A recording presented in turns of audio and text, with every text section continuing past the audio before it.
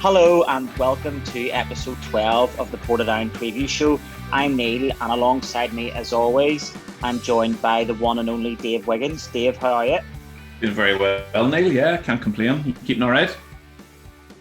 Aye, not too bad. I can't complain either. Nor shall I. This week we are delighted to be joined by Portadown goalkeeper Jacob Carney. Jacob, how are you? I'm good, thanks. Yeah, I'm all good. How are you? Aye, not too bad. I can't complain, nor shall I. But listen, thanks very much for coming on the show. Yeah. I know there's a lot of Portadown fans being down to get to know you and stuff, because obviously we haven't been able to have the fans in the ground, so I'm able to chat to you firsthand and like that. Like, so how are you finding life over in Portadown? Good. I'm really enjoying it. Like, it's a lot better than I thought it would be. Like, I've enjoyed every minute of it. Oh, very good. Oh, sorry, I thought we lost you there a wee second. No. Oh, good man. Of course, he's enjoying living in Portadown or being around Portadown. It's paradise at the end of the day. How you finding being able to, like, are you finding the accent easy to pick up on, or do you find it a bit hard at times, a bit of a language barrier?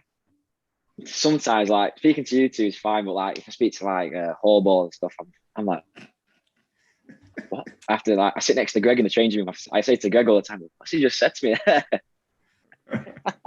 I can only imagine. Listen, we'll cut straight to it then. Dave, obviously over the past week, Portadown have had two fixtures. We played the Glens away and then Larne at home. Ultimately, we came up short and don't have anything to show for it. What did you make of the games then? It's difficult to talk about sometimes because we're obviously not winning a lot of matches this season. We're newly promoted, but the Glentoran match at the Oval, I didn't really expect a whole lot from it, and that's no slight on anyone. That's just the fact of Glentoran have recently had a whole lot of money invested. They're signing their full-time professional squad and coaching team. Players who've come home from England. Their budget is 5 or 6 times what our budget is, I imagine. So you go into the Oval, it's an away match. Traditionally, we love that. Whenever we're on a par with Glentoran or not too far behind, there's been some absolute humdingers at the Oval, and we all love when a goal's scored at the Oval, running to the fence and climbing on it and all of that kind of stuff. But I watched it on the stream, and it's not like they hammered us 4-0. It's 4-0. We conceded 4 goals, but we were kind of in the match. But when it came to the forward line, they switched it on and they scored some great goals on Saturday. To be fair to them, they're pushing there at the top of the league. They're pushing for European place. They'll probably finish second, I would imagine, and they'll be pushing for the league title next season. So when you compare that to us, who are newly promoted, we've been out of the league for a number of years and just settling back in. I wasn't overly disappointed, by getting beaten by Glentoran on Saturday, because it didn't. There's always a chance of a point or points, but I didn't overly think that we would. More disappointed probably by Tuesday night's result at home to Larne. Any match at home, you kind of feel like you've got a chance of at least a draw, but pushing on and hoping for 3 points. And even though Larne had a lot of the ball for the first period, the first half really, I sort of felt like they didn't really have a cutting edge. It's that pass and moving, but our defence and Jacob obviously kept them out.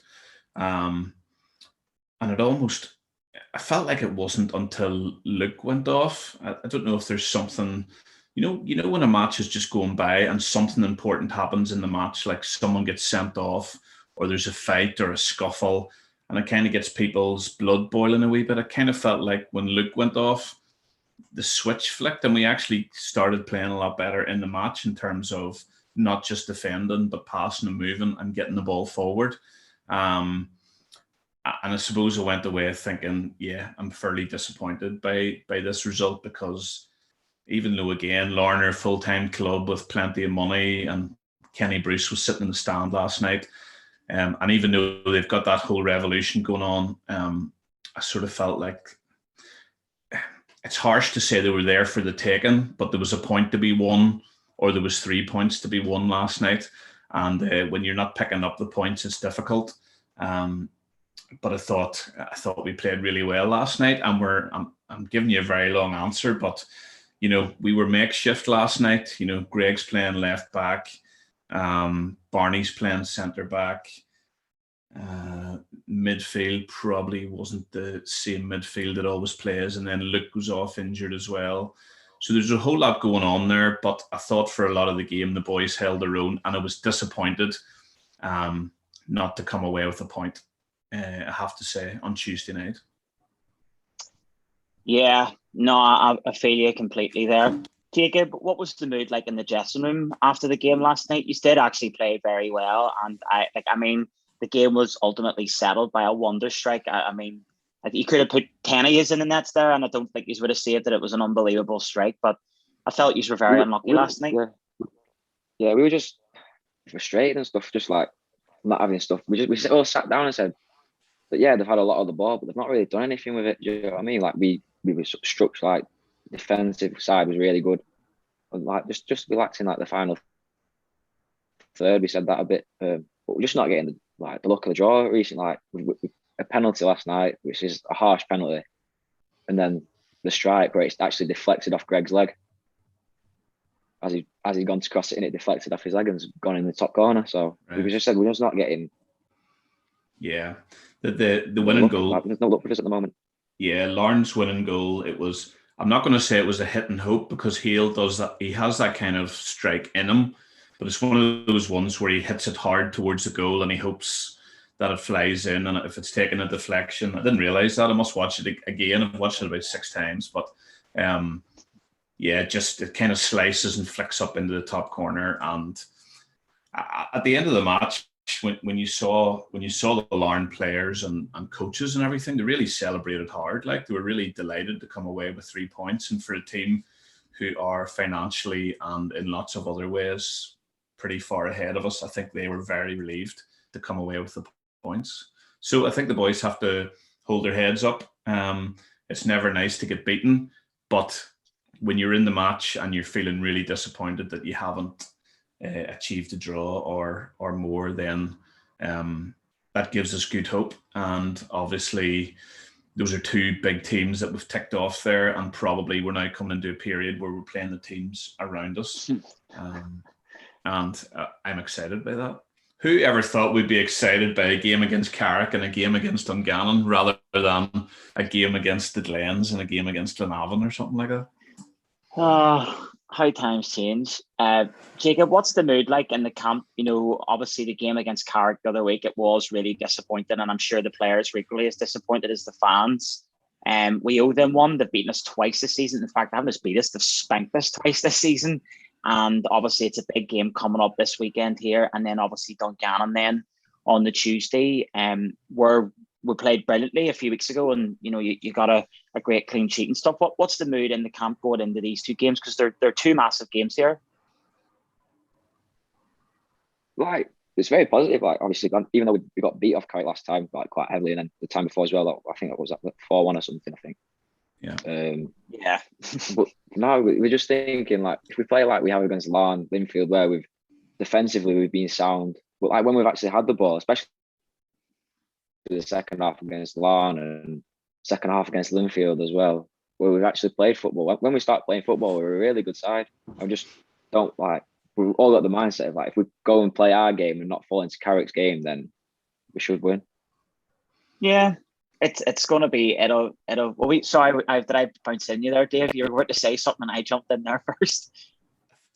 I think in Jacob's short time playing in the Irish League, he hit the nail on the head there. If we don't get sucked into Carrick's game, which is rough and tumble, going in a little bit hard on the 50-50s, they're a big, strong, tall team of middle-aged men playing against a younger team. And, when you think of, just when you think of guys who've maybe been playing at under 23 level in England against other guys who are maybe in around 20, when you come up against, don't even want to give any of their players credit by naming them, but when you come up against lads who go through the back of you for fun and, absolutely try and smash you in every tackle, that takes some getting used to. But we owe them a big one. We really do. Jacob, if Portadown win on Saturday and you keep a clean sheet, I will give you 50 quid. How's that for a day? All right, yeah, I'll hold you to that. I'll hold you to that. Please, I am deaf. I'm actually from Carrick, and I have been getting tortured this season by Carrick fans, my friends, and we need to win on Saturday. We are due one over them. So fingers crossed. But yeah, please just win. What Jacob, obviously you've come over from Manchester United, and you've been on loan since January. What's it like going from a small club like Manchester United to a worldwide institution like Portadown? It's hard to adapt. Obviously, I'm walking down the streets, even in Cumberland, everyone's shouting, "Oh my God, it's Jacob Carney" and stuff like that. He played for Portadown, and it's been difficult to adjust to. Everyone knows where I live, and sometimes I get girls and that stood outside my window shouting stuff at me, "Come down, Jacob." I'm like, "I can't. I've got a girlfriend, sorry." Yeah, I might have to call over myself. Right enough. Obviously, how did the move come about from Manchester United? Because whenever we all heard we've got a keeper from Manchester United coming, we were all delighted, even though I hate Manchester United, but that's besides the point. Were you not delighted because you thought it was David De Gea, though? No. If Jacob's 10 times better, David De Gea. Yeah. No, basically, I was sat at digs, just watching Netflix, and then I got a call off my coach, and he just went, "How do you feel like going to play in Northern Ireland?" Didn't say what team or anything. Just Northern Ireland. I went, "All right, are you going to tell me what team it is?" So I went, "Yeah." He told me Portadown. I was like, "All right, yeah, well, why not?" And he told me the level. Said, "What type of level it's like?" I said, "Yeah, definitely, why not?" So I want to play games. I want to go and play men's games because I much prefer playing men's games compared to 23s football, because as a keeper, I think it brings you on so much more. And Tippy rang me I think a couple of days later, and just got all sorted out through that. That coach you're talking about, is that Alan Fettis? Yeah. So I don't know if you know this or if you've ever seen the footage, and if you haven't, I'll send it to you. But whenever we first won the league in 1990 for the first time ever, the penultimate game of the season, we were playing away at Ards, and Alan Fettis was the goalkeeper. Yeah, I've seen the video, yeah. You've seen the video. So he just makes save after save after save after save. And I think probably that got him a move to England. And then I think in the 95th or 96th minute, we scored to win 1-0. And if we hadn't have scored that goal, we wouldn't have had the chance to win the league for the first time the following week. So that's why Alan Fettis, obviously former Northern Ireland international, but he stands out in my head for that match, really. He was over the other week. I saw him. I was chatting to him in the stand, and I was chatting to him about that match, and he remembers it kind of fondly, Yeah, I seen the video. I bet he didn't tell you about the 3 crosses he dropped, though. Bet you told him. Yeah. So I've sent it on to him when I seen it. So that keeper needs to work on his cross taking. Very good. Jacob, obviously, like you said, you've played under 23s football over at Manchester United, and you've came over to the Irish League. What have you made of the standard? And has it been as physical as you maybe thought it was going to be? Yeah, I've been on loan twice over in England in the non-league, so obviously I've been used to the physical side of it. Anyway, no matter where especially in England, because they all seem like someone from academy, they're like, oh, it's a young keeper from an academy, we'll just smash him the first minute. Do you know what I mean? So I've kind of I went there when I was 18, so I was already used to the physical side, but I'd come here like expecting it almost, and then we played Crusaders, and there's probably one of the most physical teams. You're like for like lumping the ball into the box and stuff, and so I just kind of expected it, but because I've already experienced it before, I just knew how to adapt to it. Yeah, you definitely have adapted to it. You know, I think without blowing smoke, we've all been really impressed with you just coming for balls and punching and not being intimidated by the like of, well, I'll not give anybody credit, but just big, tall, physical strikers that there are in this league. And, you know, you've come on a lot of the time, you've been able to punch and you've been able to cut out danger and all that. And I know when was it last Saturday, you got a bit of a knock, didn't you? No, the Crusaders game, I came for it after the penalty save. I'm thinking, oh, I'm not letting him score from this corner. So I got smashed by Big Jordan Owen. Just got there. Greg, I bet you felt, that was last Tuesday night, wasn't it? Yeah. Oh, man, I would not want to go 50-50 with Big Jordan Owens. Like, can you imagine if his head had hit you? Flip me. Oh, it killed me. I remember playing against Jordan Owens years ago in like schoolboys football, and he was a big lump back then.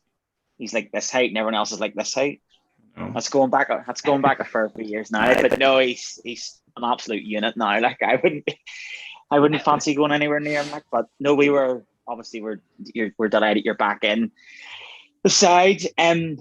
Jacob, listen, we've got like some quick fire questions for you here if you're happy enough to answer them, like, because we've had a load of people message in, because obviously, like I said, there hasn't been able to be fans in the ground this season, and I don't really think you've been able to properly experience the Portadown support, and everyone's firmly behind you and absolutely loving you over here and thinks you're playing out of your skin as well. So you're happy enough. We've got a fair few questions if you're happy enough to answer them.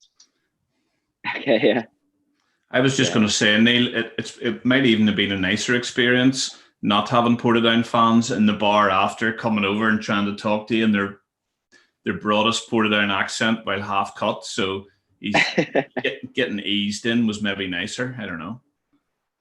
Perhaps, but I'm sure Jacob's absolutely devastated that he's not been offered a bottle of Buckfast by now, or has he?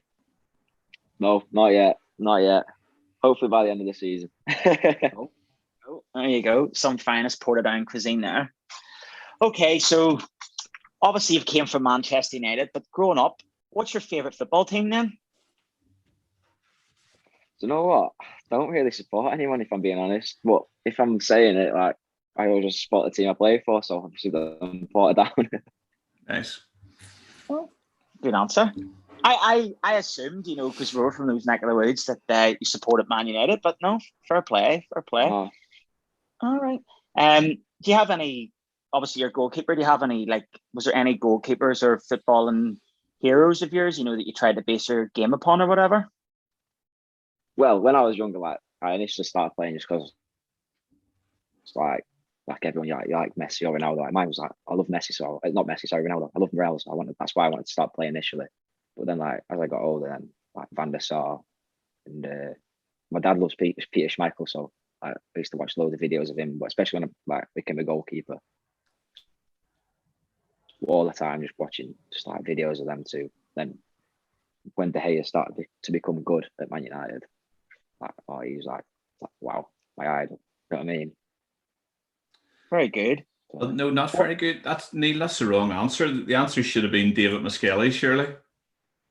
I was literally just I actually got the question. Has David Muskelly showed you any of his saves on YouTube? That's the next question. No, I've not seen any, but he trained with us the other week. He did the training session, did the goalkeeper session with us. And in the warm-up, we're doing volleys in the one of the younger lads was with us, Ryan. He shot it, miskicked it. He was going top corner, and Dave saved it, tipped it onto the post. And everyone was like, "Oh my god!" Yeah, but what he didn't tell you was he was sore for about a week after it. Oh, he did say that to me as well. Yeah. No, do you know what? Actually, Simon Hunter, who's your goalkeeping coach, was a decent goalkeeper in his day as well. He was pretty close to. I don't know if he ever played for Glentoran first team, but he was definitely Glentoran reserves keeper, and he was keeper of our boys' brigade team as well. So you're in safe hands. You're in safe hands.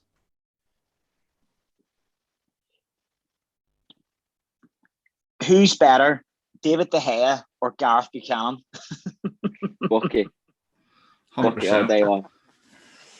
Bucky's the best. Bucky's the best guy. Everything is just at his pace, no matter what. All over there. It's so funny. He's class. Do you know what? I actually thought he did well against Glentoran at the weekend there. I thought he stepped in and did a good job. Glentoran scored a couple of absolute worldies, and there's nothing he could do about them. But no, I actually thought he played well when he came in. And fair play. He's a top keeper, I think. He's good. Yeah, he's got a world of experience there. A great keeper, even when he was playing for Loughgall against us in recent seasons, it's not like you ever expected an easy day or anything like that, because he covers it well, really. In fact, on the Tuesday night, Jacob, when you got injured, I saw him putting on his yellow bib and going running down the line. I thought he was excited. He was going to get a wee run that night as well, but it was good he got a run out of the Oval, yeah. Yeah. You said there about him playing for Loughgall. Do you remember the game, Dave, against Loughgall a few years ago, and David Miskelly had to come out of retirement and play? And he still has it, do you know what I mean? He made some good saves that night. It was the first game of the season, maybe 3 seasons ago. I heard they had to order in an extra special Adidas goalkeeping top that day, but I don't know. I think it got auctioned off for charity. I'm not sure. Do you know what? Seeing that Jacob was coming on tonight, I actually was trying to find. We have a David Miskelly goalkeeper shirt from 2005, and it even has the pads and all, underneath it. And I was trying to find it there to wear it just for Goalkeepers Union and all that for Jacob coming on. But I was hooking everywhere for, but we couldn't find it. But it's about somewhere. But it's funny because you're saying there about a special size. The shirt itself is actually, because they were very baggy back then, he's actually got the shirt cut at the bottom. He's actually took scissors to it, and it's ripped all down the bottom. But I was going to stick that on tonight, but unfortunately we couldn't find it, so I had to make do with this 2010 number tonight. So yeah, there you go. Jacob, obviously, you've played in a variety of away grounds here this season over in Northern Ireland. So what have you been impressed in any of the grounds? What's been your favourite away day so far over here? Probably Windsor. We're playing at Windsor Park just because the stadium's massive, isn't it? The pitches are not the best. But yeah, I was looking forward to playing at the Oval, if I'm being honest, just because obviously everyone knows about it. It's really old and stuff like that. But then obviously I didn't play. I was on the bench, because of my dead leg. Yeah, no, I'd say Windsor Park's been the best one. Yeah, at least at Windsor Park they've got indoor toilets, which they don't have at the Oval. So that's obviously that's obviously one little thing that they have that's better. Yeah, no, the Oval's a nice traditional old historic stadium, with all the terracing, and we do love a wee trip there. Yeah. It's my favourite away trip as well. I love, like you said, the Oval. There's something, not necessarily nostalgia, but there's just something traditional or something about it. I don't know what it is. It's kind of it still has that old school feel.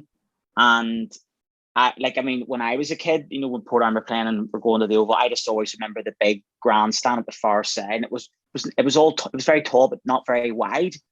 And I just always thought it was quite imposing. And it's always been my favourite away ground. So yeah, I feel you there, Jacob, that you didn't get that opportunity to play there. Hey, you never know, you might maybe get that opportunity next season, if you still put it down. Yeah. Just throwing that there out there. What's with the number 52? Is that a special number for you, or is that just a number you were handed to you? Basically, I was at home. Well, I was coming home from training. Tippy rang me. Went, "We need to sort your number out." I said, "What number?" He said, "All right." I went, "All right." He went, "What's the lowest number?" I said 20. He said 25. I went, "All right, I'll have that." Then I was talking to Tippy at training. He went, "Said you wanted number 52, didn't you?" oh, we've registered number 52. I was like, no, I said 25. Yeah, so true story. So the night of you made your debut, I was doing stadium announcer, and Portadown had announced you as number 25. And then whenever I got the team sheet that night, it said 52, and I was like, oh, this is a standard. There's some cock up here, and I'm going to read it out wrong, and it's actually 25. And then he came out, you were number 52, and I'd read out 25, and I was like, that's sick. But cheers, Tip. I appreciate that. But no, I always wondered. I wasn't sure if it was like a special number and you've just been given it, because obviously it's a bit of a random number, like so. Yeah. So yeah, as I said, the questions came in thick and fast for you. Who is the best dressed Portadown player and the worst dressed? Do you know what? I don't know, because I only see them in the tracksuits. I've not seen anyone on the night out, so I can't comment on that one. Well, I suppose this is true. COVID That's true. That's true, Jacob. You haven't even had best dressed, I'd say, is me. I suppose that's something that you've missed out on with the whole COVID thing, is just having a night out with the lads, like to a club in Belfast somewhere or some sort of event, you know. That's hopefully by the end of the season we'll maybe be able to have like an end of season get together or dinner or event or something like that. You can see who listen, they're all the worst dressed. They'll all be arriving in skinny black jeans, no socks on, ripped up their arse, and that's about it.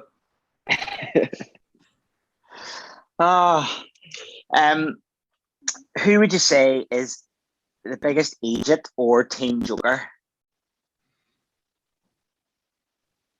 I'd say Finno, Paul Finnegan. He's the fines man. He's like everything's like a fines revolves around. If he's done it, it doesn't matter. But if someone else done it, then the fine, like we have to change clean the dressing rooms after the games. He come up to me and Greg went, "It's your turn." I went, "You're joking? You've not been here for how many games?" I went, "No, I used to clean them all the time." I went to George Tips. I went, "Did he used to clean them all the time?" I went, "No, he always gets off because he's the fine man. He just gets away with everything." Very good, very good. Who's the biggest hard man, or claims to be the biggest hard man? Lee Bonus. He'll tell you as well. He'll tell you that he's hard. Does he enjoy acting the big man and training then? I wouldn't say more in training, but he's like, if it's like we're like in a game, like, oh, he's bullying you, and like trying to take the mick out of him, like, oh, he's bullying you. Oh, shut up, I'm just going to smash him. Very good, very good. How dare you speak of our Lee in that way? Yeah. I think that's one of the reasons why that he's having such a successful season, is because he's not afraid to rattle a few cages, against some of the bigger boys, that maybe are used to trying to intimidate, especially younger players. And Lee is just sort of just went, screw that, and just isn't afraid at all to have a pop, like, is he? And it's reaping reward, like, because he's having a fantastic season, like, so. Yeah. He says he's the hardest, but I think the hardest is O'Sheen Connor. Oh yeah.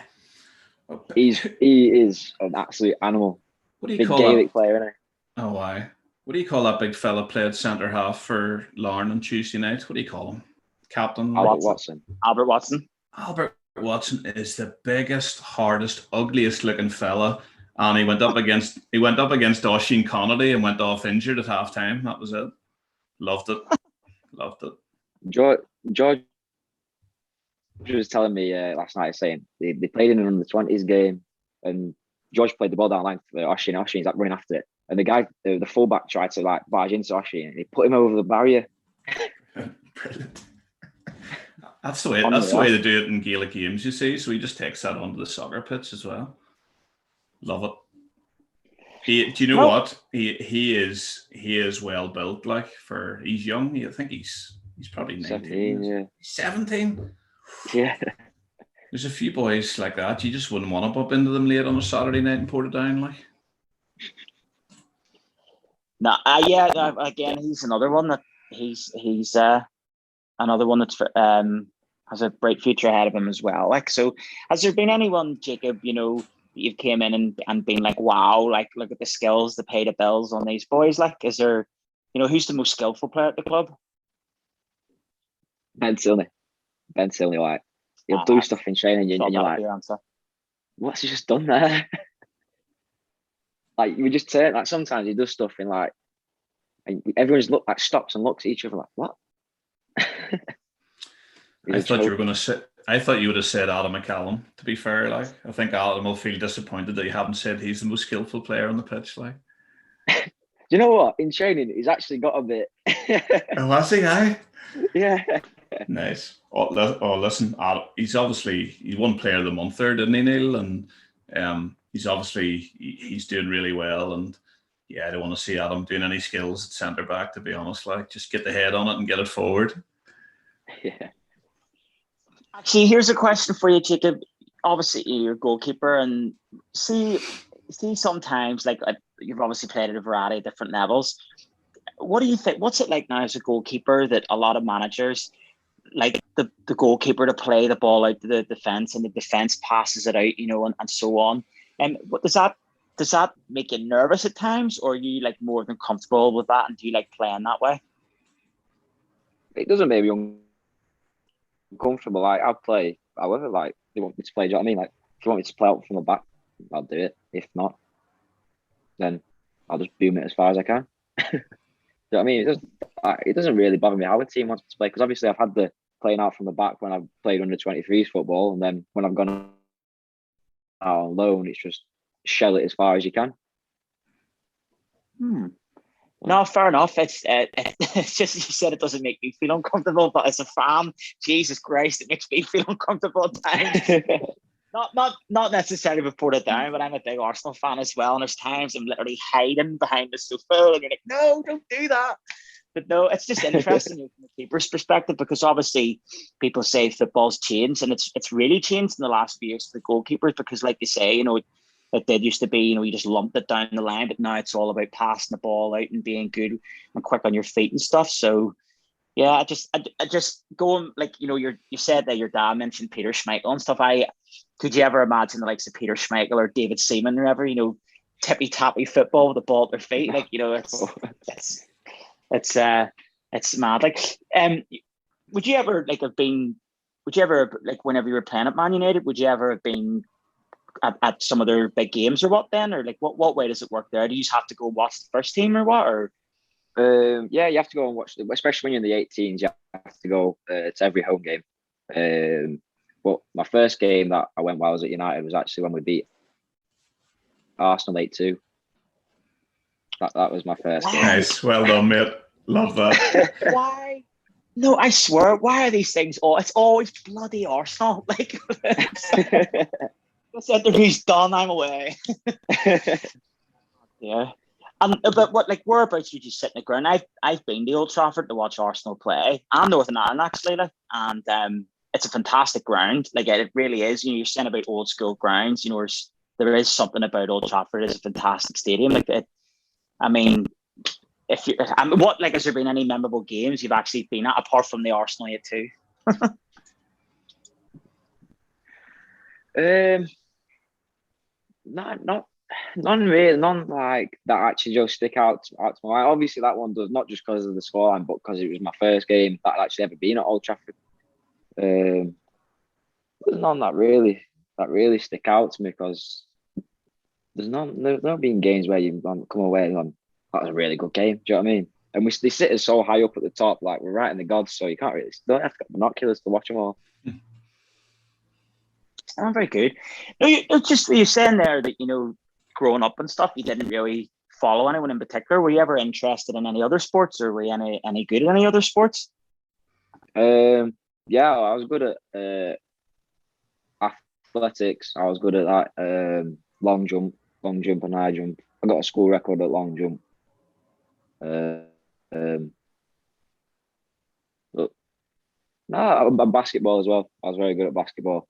Play for the school basketball team. But no, every sport that I play, I like every sport. Do you know what I mean? I'm not like, I just only like football. Every sport I've watched loads of different sports. I'm like, not really too bothered. I'll play anything if it's as long as it's not boring.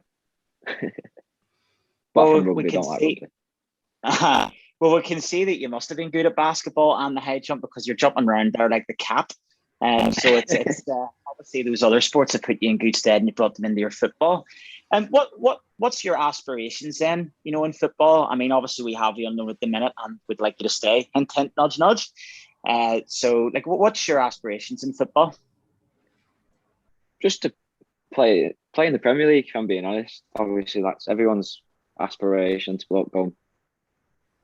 If you want to be a footballer, to go and play in the Premier League, innit?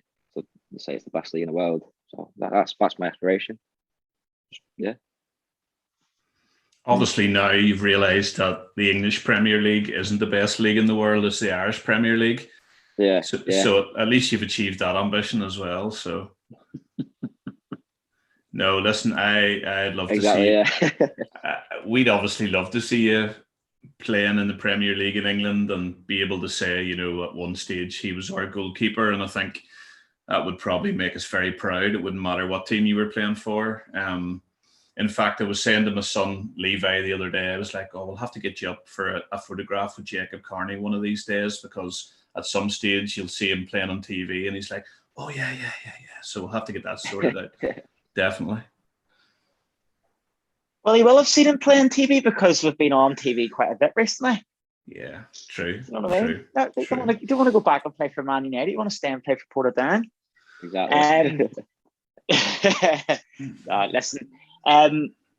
Listen, Jacob, what can I say? Listen, thanks very much for taking the time to speak this here. And, you know, it's, like I said, the questions flooded in for you. Everyone loves you at Portadown, and we hope you can stay as long as you possibly can. And, you know, we wish you well for the rest of the season and the rest of the team. And, you know, fingers crossed, we can pick up a couple of wins here against Carrick and Dungannon. Dave, anything else to add? You happy enough? Yeah, we haven't really talked about the Carrick and Dungannon match, really, did we? But I'm happy to move on if you want. Like, I suppose the only thing I was thinking about was, we've been kind of makeshift over the last couple of weeks, but for these next couple of matches, hopefully we'll have Scannell back in and McCallum back in and Tilney back in the squad as well. So I think we're hitting sort of Carrick and Dungannon at a really nice time. And I'm just looking forward to the long weekend ahead, and hopefully there's potential there for 6 points, but we've said that before. And but I just wish the players and the coaches all the best for the next couple of matches, because there's 6 pointers at the end of the day. And I was looking as well, Neil, even those are important matches for us, but after the split, the way things are, you know, we'd have Carrick, Dungannon and Warrenpoint at home again, and then either Glenavon, Ballymena or Crusaders away, looking at how the table is. So we actually haven't played at home as much as we probably would have in other seasons, but there's a good run of home matches coming up here. So I'm hopeful for some points coming up over the long weekend, and whatever happens, I just want someone to empty Keelan Lochran on Saturday. That would make my Saturday come true, but you know. I really hope you have not scuttled us now after saying that. Same. Okay. he loves the goal against Portadown. Jacob, you better stop him from scoring this weekend. Listen, he's horrible to play against. After that penalty, he's a big lump, isn't he? Like, after that penalty that he scored against us when the last game we played against him, he's given me all the verbal to me after it. Do you know what? I'm not sure if the manager listens to this. I'm sure he doesn't, because of the nonsense that we talk on it most weeks. But Oisin Connolly, he had fairly empty Keelan Lochran, no bother. He wouldn't even feel it at all. He's the man for the job, I reckon, Neil. Listen, I don't care who does the freaking job at the weekend. Just freaking win. That's all that matters. No, listen, no, I'm only messing. Like, but no, we wish you well, and obviously I know people always hark on back to the glory days and all, but you know, I think even now as a Portadown fan, it is a very exciting time, because there is a lot of young players coming through, and you know, we're building for the future and stuff, and you can see that it's like a work in progress, and no, we're all firmly behind you, and we're buzzing for you. It's like, do you know what I mean? Like, 'cause it is such a young team and stuff, and we're just fingers crossed we can get a couple more wins. We can all progress together at the same time, and we get the fans back, and everything will be back to normal at Shamrock again. Like, so, Fortress Shamrock, hopefully over the next few weeks. Yeah, Absolutely. definitely. 0 goals. 0 goals at no, plenty of goals for Portadown. 0 goals against. Yeah. Here, Neil, before we go, you better do that whole subscribe chat. Oh, of course. Don't forget to like and subscribe to the Your Ports TV YouTube channel, and you'll also be able to find it on Spotify. And we're all on social media. Dave, what's your social media handle? Tell the world. Do you know what? My wife takes the rip out of me because I go through periods of I just leave Twitter and delete it, and then I have to start a whole new handle. I think it's Dave Wiggins 79 at the minute. You can have a look there. Jacob, tell the world your adoring fan base that are chasing you down the streets of Cumber. What's your Twitter? Jacob. Jake __ Carney, I think. Awesome. You can find me at NeilRC on Twitter, and you can also find the show at PFC_preview show. And like I said, don't forget to like and subscribe. And there we have it. Are your DMs open, man? My DMs are always open. Nice. Okay, good. Listen, fellas, thank you very much for coming on the show. Jacob, good luck for Saturday and next Tuesday. We really wish you well. Yeah, thank you. Cheers. Thank you for having me on. Cheers, I've enjoyed it.